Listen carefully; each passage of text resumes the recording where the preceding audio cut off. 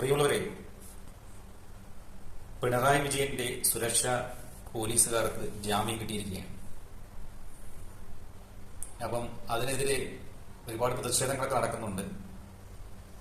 എനിക്ക് ചോദിക്കാനുള്ളത്, ഒരു മുഖ്യമന്ത്രി, കേരളത്തിന്റെ ഒരു മുഖ്യമന്ത്രി യാത്ര ചെയ്യുമ്പോൾ അവർക്ക് സുരക്ഷ ഒരുക്കേണ്ടത് പോലീസിന്റെ ഉത്തരവാദിത്തമല്ലേ?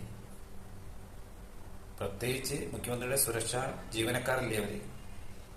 അപ്പൊ അവർക്ക് സുരക്ഷ ഒരുക്കിയില്ലെന്നുണ്ടെന്നുണ്ടെങ്കിൽ അതിന് അവർക്ക് എതിരെ കേസെടുക്കില്ലേ? അവര് ജോലിയില്ലേ അവര് ചെയ്ത്? ഒരു രാഷ്ട്രീയ പാർട്ടിക്കാർക്കും അനുകൂലമായിട്ട് നിൽക്കാനാണ് ഇവിടെ പോലീസുകാരാണെന്നുണ്ടെങ്കിൽ ഈ നാടിന്റെ അവസ്ഥ എങ്ങോട്ടാ പോവുക? BJPക്ക് കുറച്ച് പോലീസുകാർ, കമ്മ്യൂണിസ്റ്റുകാർക്ക് കുറച്ച്, കോൺഗ്രസിന് കുറച്ച്, ലീഗിന് കുറച്ച്, ഇങ്ങനെ വേർതിരിച്ച് പോലീസുകാർ ആക്കി കഴിഞ്ഞാൽ കേരളത്തിന്റെ അവസ്ഥ എന്താവും? ഇങ്ങനെ ആയിക്കഴിഞ്ഞാൽ എന്നാ നമ്മുടെ നാട് നന്നാകുക?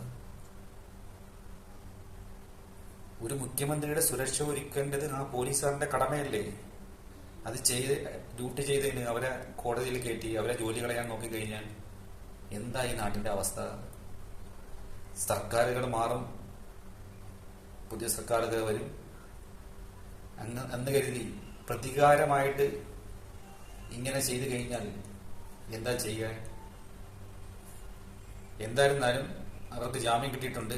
ഇങ്ങനെയുള്ള പ്രതികാര നടപടികൾ തുടർന്നു കഴിഞ്ഞാൽ അത് മറ്റുള്ള പോലീസ് ഉദ്യോഗസ്ഥന്മാർക്കൊരു പണി ചെയ്യാനായിട്ടൊരു ആവേശം നഷ്ടപ്പെടുകയാണ് ചെയ്യുന്നത്. എന്തായിരുന്നാലും നല്ലത് വരട്ടെ. Okay, by.